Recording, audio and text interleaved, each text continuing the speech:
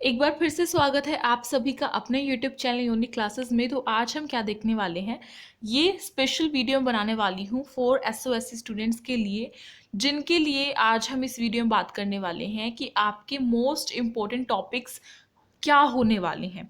Means ऐसा नहीं है कि हम पूरी बुक नहीं पढ़ के जाएंगे, हमें पूरी बुक पढ़नी है, बट कुछ ऐसे फोकस होते हैं, कुछ ऐसे चैप्टर्स होते हैं जिस पे हमें ज़्यादा फोकस करने की ज़रूरत होती है। अगर आप उन पर ज़्यादा फोकस नहीं करते हैं तो आप इस एंट्रेंस एग्ज़ाम को क्रैक करने में कहीं ना कहीं चूक कर देंगे, राइट। तो इसीलिए हमें उन टॉपिक्स के बारे में पता होना चाहिए कि मेनली हमें अपने कौन से टॉपिक पर ज़्यादा फोकस करना है, ज़्यादा उनको पढ़ के जाना है, बिल्कुल डीपली उनको पढ़ के जाना है। देखिए, तो मैं आपको बेस्ट बुक्स के बारे में, बेस्ट स्ट्रैटेजी के बारे में बता चुकी हूँ। ऑलरेडी मैं वीडियो बना चुकी हूँ, उसकी जो लिंक होगी वो आपको डिस्क्रिप्शन बॉक्स में मिल जाएगी, तो वहाँ से जाके चेक कर लीजिएगा। आज बात करेंगे आपके मोस्ट इम्पोर्टेंट टॉपिक्स के बारे में। तो चलिए फटाफट से स्टार्ट करते हैं। और सबसे पहले बता दूं कि क्लास 9th के स्टूडेंट्स के लिए स्टेम वाले बच्चों के लिए होगा, ठीक है। और उसमें मैं बताऊंगी आपको साइंस एंड मैथ्स के लिए। तो देखिए, सबसे पहले हम देखेंगे अपने साइंस के, ठीक है। कौन से टॉपिक्स जो हैं हमारे वो साइंस में बहुत इंपॉर्टेंट है, यानी कि वो हमें कर कर ही जाना है, उन्हें छोड़कर नहीं जाना। फॉर एग्जाम्पल, आप जो NCERT बुक है, आपकी NCERT जो आपकी बुक है, उसके आपको एक एक वर्ड पढ़ के जाने हैं उस चैप्टर के, क्योंकि MCQs कहीं से भी निकल के आ सकता है, चाहे हार्ड लैंग्वेज में आए चाहे इजी लैंग्वेज में आए, लेकिन आपको दोनों ही आने चाहिए। और दोनों ही आने के लिए आपको क्या करना पड़ेगा, पूरी अच्छी तरीके से अपनी NCERT को रीड करना पड़ेगा। तो उसी के बारे में आज हम बात कर रहे हैं। सबसे पहले तो आप अपना जो microorganism and friends and foe है उसको अच्छे से कर लीजिए। ये जो आपका चैप्टर है ना, ये बहुत बहुत बहुत इंपॉर्टेंट है, बहुत ज़्यादा। बिकॉज मैंने जितने भी आपके क्वेश्चंस देखे हैं RPVV में, SOE में, उनसे पूरा एक्सपीरियंस करके आज मैं ये वीडियो बना रही हूँ। ये ऐसे ही नहीं बैठ के बना रही हूँ। मैंने जो क्वेश्चंस देखे वो ज़्यादातर क्वेश्चंस आपके इस चैप्टर से, ऐसे माइक्रो ऑर्गेनिजम्स वाले चैप्टर से आपके क्वेश्चंस ज़्यादातर आए थे, ठीक है। उसमें भी आपके कैसे आए थे, उसमें आपके आया था जैसे कि डिजीज़ के बारे में, कि ये जो डिजीज़ है वो बैक्टीरिया से कौन सी डिजीज़ हमें हो सकती है, या फिर वायरस से कौन सी हो सकती है, या फिर मलेरिया जो है वो किसके थ्रू हो सकता है ना। तो ये जितने भी डिजीज़ वाले क्वेश्चन है ना, ये तो बहुत इंपॉर्टेंट है, ये आपको आने ही चाहिए। और ये चैप्टर बहुत अच्छे से करके जाना है हर बच्चे को, बहुत अच्छे से, ठीक है। साथ ही साथ एक और छोटी सी बात कहना चाहूँगी कि आप क्लास 9th जो है अपनी, क्लास 9th में आप अभी अपना एडमिशन कराने वाले हैं, तो क्लास 9th का आपको चैप्टर 1 एंड 2 तो पढ़कर ही जाना है। स्टार्टिंग का साइंस का चैप्टर 1 एंड 2, ठीक है, उसको अच्छे से पढ़ के जाइए NCERT में से, या फिर आप वीडियोस देखिए यूट्यूब पे, काफ़ी सारे लोग बनाते हैं, उसकी एक्सप्लेनेशन अच्छे से पढ़ के जाना है आपको। इसमें से भी आपको काफ़ी सारे क्वेश्चंस जो हैं वो देखने को मिलेंगे, क्योंकि काफ़ी सारे क्वेश्चंस मैंने देखे थे वो क्लास 9th के लेवल के, इनफैक्ट 10th के लेवल के भी थे। थोड़े बहुत छोटे छोटे होते हैं, वो 10th के लेवल के भी थे। बट अगर आप नहीं पढ़ के जाते हैं तो वो नहीं हो पाएंगे, इसलिए पढ़ के तो जाना पड़ेगा। तो ये माइक्रो ऑर्गेनिज्म वाला चैप्टर अपना बहुत अच्छे से करिए, इसको तो बहुत बिल्कुल स्टार दे के रख लो, ये तो करना ही करना है। साथ ही साथ आपका जो लाइट वाला चैप्टर है वो भी आपको करना है। लाइट से भी काफ़ी सारे क्वेश्चंस आते हैं, और ये आपका फिजिक्स में से है, ठीक है।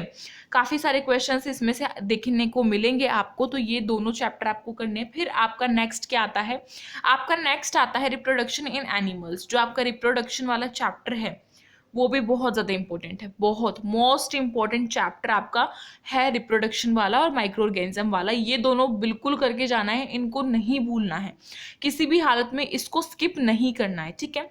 ये चैप्टर्स जो मैं बता रही हूँ, जिस पर स्टार लगा रही हूँ, इनफैक्ट ये बहुत ज़्यादा क्या है, इंपॉर्टेंट है, बहुत ज़्यादा।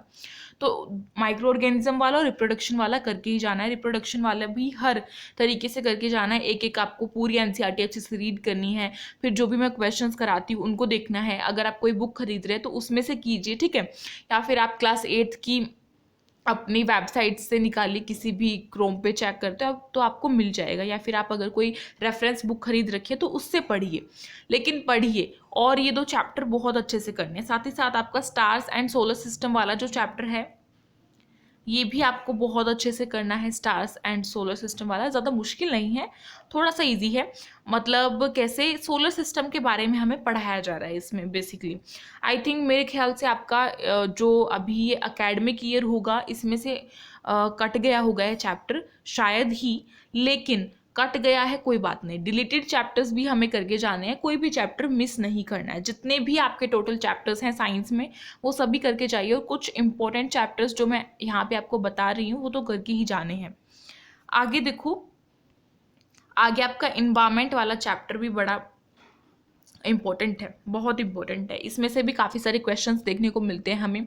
जो फूड चेन्स होती हैं वो भी आपको याद करके जाना है। बायोडिग्रेडेबल क्या होता है, नॉन बायोडिग्रेडेबल क्या होता है, ग्लोबल वार्मिंग किस वजह से हो रही है ना, ये सारी चीज़ें आपको पता होनी चाहिए। कौन कौन सी गैसेज हैं जिसके कारण ग्लोबल वार्मिंग जो है वो हो रही है।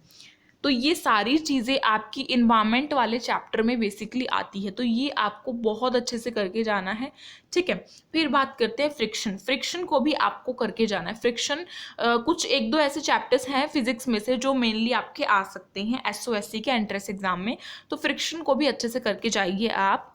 उसके बाद फिर आपका है मैथ्स की बात करें तो मैथ्स में आपके टॉपिक्स के बारे में बात करते हैं। तो मैथ्स के टॉपिक्स में आपके कौन से इंपॉर्टेंट होंगे बेसिकली उनके बारे में बात करें तो सबसे पहली बात तो देखो, NCERT को पूरे अच्छे तरीके से करके जाना है। ये तो मैं बार बार बोल ही रही हूँ, NCERT को पूरे अच्छे तरीके से जो करके गया मतलब समझो उसका सिलेक्शन पक्का है। लेकिन NCERT में भी कुछ चैप्टर्स ऐसे हैं जो हमें बहुत अच्छे से करके जाने हैं, उनको छोड़ना ही नहीं है। क्योंकि टाइमिंग कम है, हमारे पास टाइम बहुत ही कम है। ऐसा ज़्यादा नहीं है कि भाई बहुत ज़्यादा टाइम है हमारे पास, हम आराम से अपना सिलेबस कर सकते हैं। तो जिन बच्चों ने भाई बाकी चैप्टर्स नहीं करे हैं, ये चैप्टर्स तो ज़रूर करके ही जाओ जिसको सिलेक्शन कराना है अपना SOSC में। तो जो आपका मेंसुरेशन वाला चैप्टर है, 11th चैप्टर है मैथ्स में, ये आपको बहुत अच्छे से करके जाना है। इसमें से बहुत सारे क्वेश्चंस पूछे जाएंगे। इसमें बेसिकली एरिया होता है, पैरीमीटर होता है, इन सभी के फॉर्मूले पहले तो रट लो, उसके बाद इनको निकालना सीखो कि किस तरीके से निकालना है। और कोई मेथड नहीं सीखना है, बस मतलब फास्ट आपकी कैलकुलेशन बहुत फास्ट होनी चाहिए, ठीक है। जो आपके क्वेश्चंस आपको NCERT बुक में दिए हुए हैं एक्सरसाइज में, वो क्वेश्चंस जो आप सोल्व करते हैं बड़े मेथड से, उनको एक MCQ के फॉर्म में पूछ लिया जाएगा, ठीक है। ऐसा करते हैं, MCQ के फॉर्म में पूछते हैं तो वो किस तरीके से निकालेंगे, उसके लिए कैलकुलेशन फास्ट होनी चाहिए, प्रैक्टिस होनी चाहिए, ठीक है। तो ये करेंगे। और 11 चैप्टर आपका बहुत इंपॉर्टेंट है, उस पर भी आप अपना स्टार मार्क कर लीजिए, बहुत इंपॉर्टेंट है, ये तो करके ही जाना है। नेक्स्ट फिर बात करते हैं आपका नेक्स्ट कौन सा चैप्टर आ गया है, हमारे पास आ गया है linear equation in one variable. जो लीनियर इक्वेशन वाला आपका चैप्टर है ना, ये भी बहुत इंपॉर्टेंट है, इसको भी करके जाएंगे आप, बहुत अच्छे से करके जाएंगे मैथ्स में। क्योंकि जो आपके एक्स की वैल्यू निकालने का आ जाता है, ठीक है, जीरोज निकालने का आ जाता है, ये सभी आपका इसी में से आएगा और आपको ये अच्छे से आना चाहिए।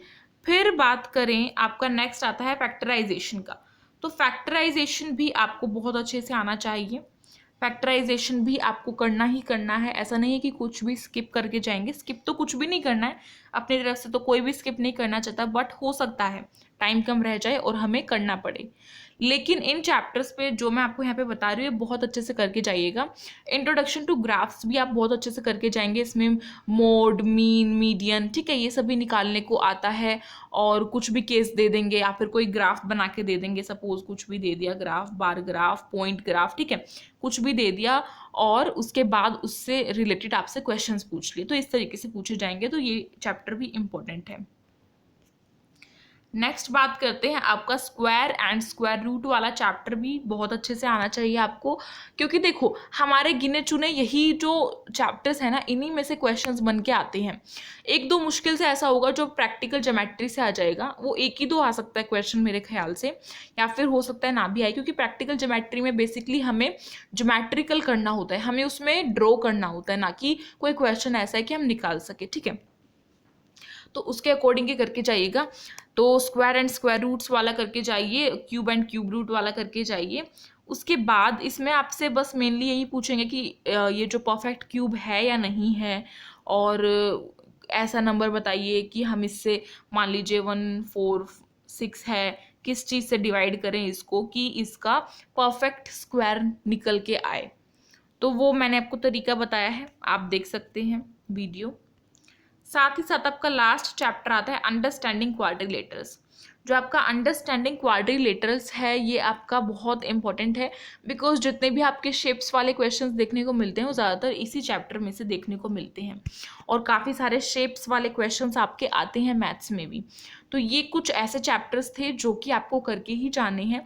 वैसे तो पूरी एनसीईआरटी करके जानी है, बट इन पे ज़्यादा फोकस करना है।